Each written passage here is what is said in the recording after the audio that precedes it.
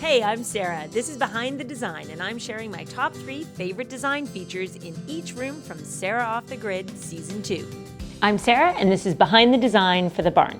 If asked what my favorite aspect of design is, I would say that finding hidden potential is probably one of the elements of my design job that inspires me the most. People say, where do you look for inspiration? Where do you find inspiration?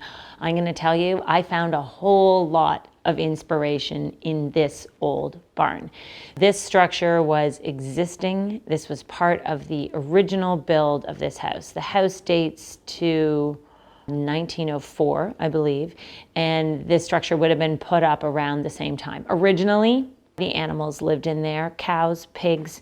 I was told that it was full of chickens at one point. By the time we bought this house, it was full of nothing much but junk. So I'm so often asked, what's the first best thing I can do to make a positive change in my home? And I so often say editing is the number one thing to do. The number one thing to tackle is to get rid of everything you don't need or can't use or aren't using or don't love. And this structure is a prime example of that. It was so full to the point that this place was unusable. So what did? We did an almighty purge. And once you clean it out, you can see what you have left to work with. And why am I telling you that this barn is inspiring to me? Because this started out as an authentic, raw, original space. And all I could think is, this place could be something cool. So what did I do? I decided to turn this into the playhouse. And this is for adults, this is for kids, this is for families, this is for entertaining. This was free space. Do you have a shed? Do you have a garage that doesn't get used for cars? Like, is there something on your property that you could make better use of, that you could turn into something that actually has value? Because full of junk, this barn didn't really have too much value.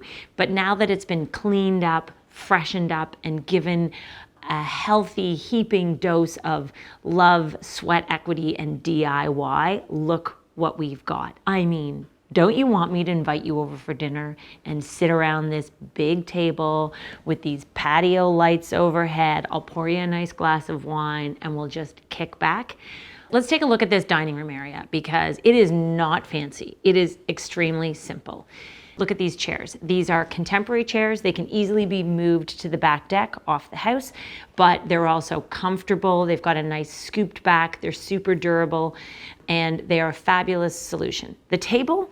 Well, the table couldn't be an easier solution. This is a pair of vintage saddle horses that Tommy and I found when we were out shopping.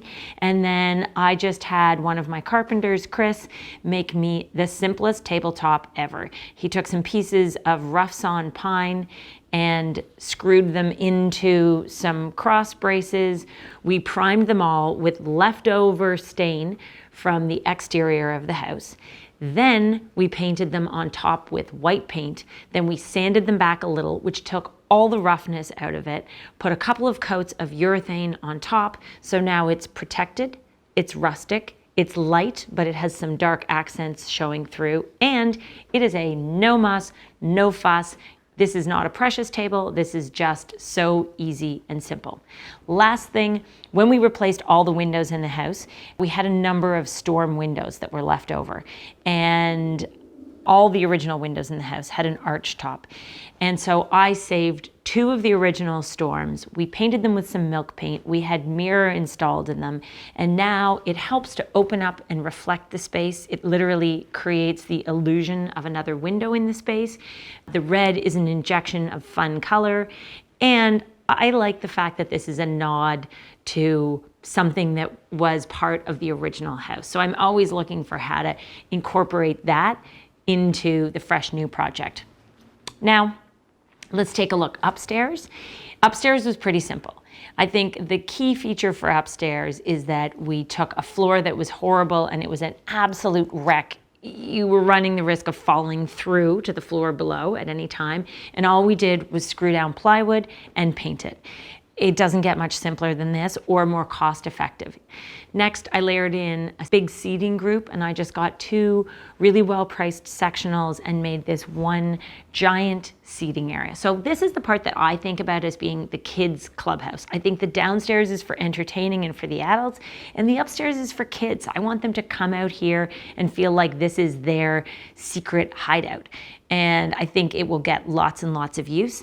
And I think the last and most important feature of this entire barn project is I want you to remember when you're doing a project that things will go wrong. It's inevitable. The window that is in the barn was a complete disaster when I installed it in the principal bedroom, but I knew that there was another solution for it. And thankfully, my husband and my contractor came up with an idea, which was installing it in the barn. So when things go wrong, have no fear. Don't be discouraged. Just remember that there is a solution and try and think of a creative way to solve the problem. In this case, the problem became a fabulous feature in the end in the barn.